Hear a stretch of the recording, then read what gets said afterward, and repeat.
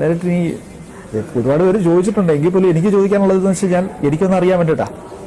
Direct നീ എല്ലാവരും പറയുന്ന ഒരു കാര്യം എന്ന് വെച്ച് കഴിഞ്ഞാൽ ടേക്കിന്റെ സമയത്ത് മാത്രം അഭിനയം വരികയും ടേക്ക് കഴിയുമ്പോൾ അഭിനയം പോവുകയും ചെയ്യുന്നു.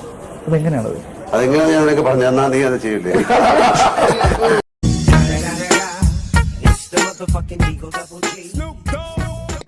ഏതായാലും ശ്രീനി പറഞ്ഞ അനുസരിച്ച് ഞാൻ ഒരു പാട്ട് പാടാം.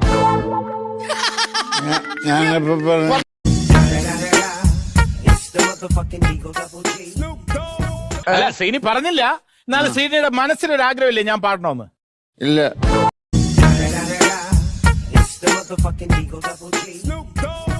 ഞാൻ 10,000 രൂപ മുടക്കി ഒരു പാട്ട് പഠിച്ചിട്ടാണ് വന്നിരിക്കുന്നത്. 10,000?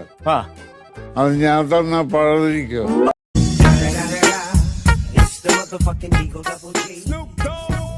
വിളിച്ചിട്ട് പറഞ്ഞേക്കാ എനിക്കൊരു ചാൻസ് വേണം. അപ്പോൾ പറഞ്ഞ കഴിഞ്ഞ പ്രാവശ്യം പറഞ്ഞ ഡേ ഇത് പ്രോഗ്രാമിനൊന്നും പോകരുതെന്ന് പറഞ്ഞു. നീ ഒന്നേ പ്രോഗ്രാം ചെയ്യ്, ഇല്ലേ മിമിക്രി. ഞാൻ പ്രോഗ്രാം നിർത്തി, മാന്യമായിട്ട് പ്രോഗ്രാം ഇല്ല. പിന്നെ ഷൂട്ടിങ് എല്ലാം തീർന്നു, വേറെ ഒന്നും പടമൊന്നും കിട്ടിയില്ല. വീണ്ടും ഇക്കായ വിളിച്ചേക്കാ വല്ല രക്ഷമുണ്ടാ എന്തെങ്കിലും?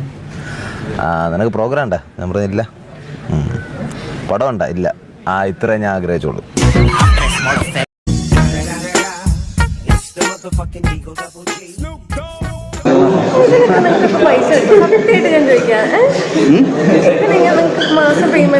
പിന്നെ യൂട്യൂബ് ഒരു $10,000, ഫേസ്ബുക്ക് $5,000. വല്ലാത്തൊരു ജീവിതം അല്ലേ?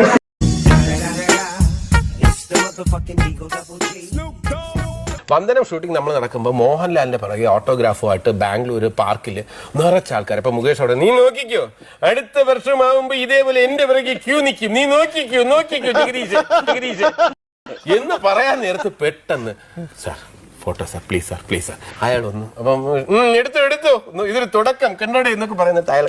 എന്നിട്ട് പറഞ്ഞു, sir 3 copies 15 rupees. Passport photo എടുത്തു കൊടുക്കുന്ന ആളാണ് അവിടെ.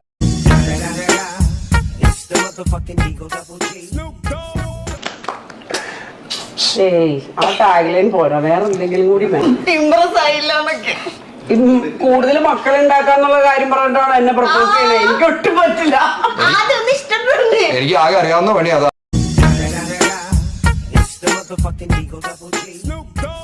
അറിയാവുന്ന മേഖലകളിലല്ലേ നമുക്ക്. കിരീട ഇന്നസെന്റിനെ കണ്ടു, കരയുന്ന ഇന്നസെന്റിനെ കണ്ടിട്ടുണ്ടോ? എനിക്ക് അസുഖം വന്ന സമയത്ത് എപ്പോഴും കരച്ചിലുണ്ടായിരുന്നു.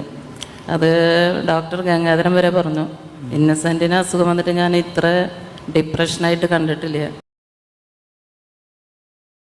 പക്ഷെ ആലീസിന് അസുഖം വന്നപ്പോൾ ആള് പൊട്ടിക്കരഞ്ഞു, ഭയങ്കര പ്രശ്നമായിരുന്നു എന്ന് പറഞ്ഞു. ആ സമയത്ത് അങ്ങനെ കരയിന് കണ്ടിട്ടുള്ളൂ. അതാണ് ആക്ടിങ്. Snoop Dogg.